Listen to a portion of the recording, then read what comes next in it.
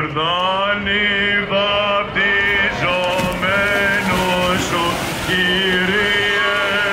εις της τριάδος εφανερώθη προσκύνησης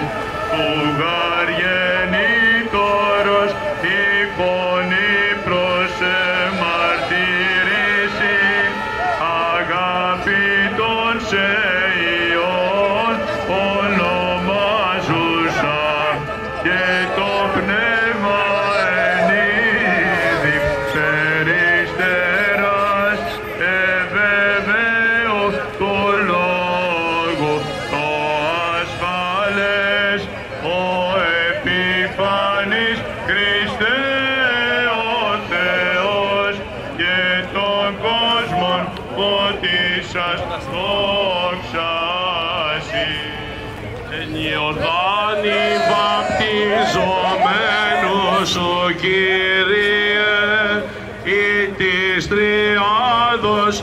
εφανερώθη προσκύνησης του γαργενήτωρος η φωνή προς εμαρτύρηση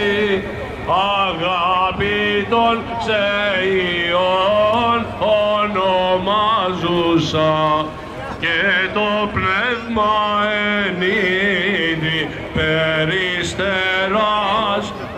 εβεβαίου του λόγου το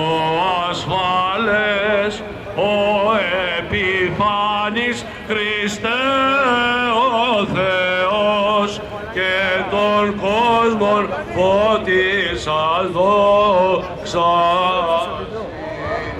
Εν Ιορδάνη βαπτιζομένος σου, Κύριε,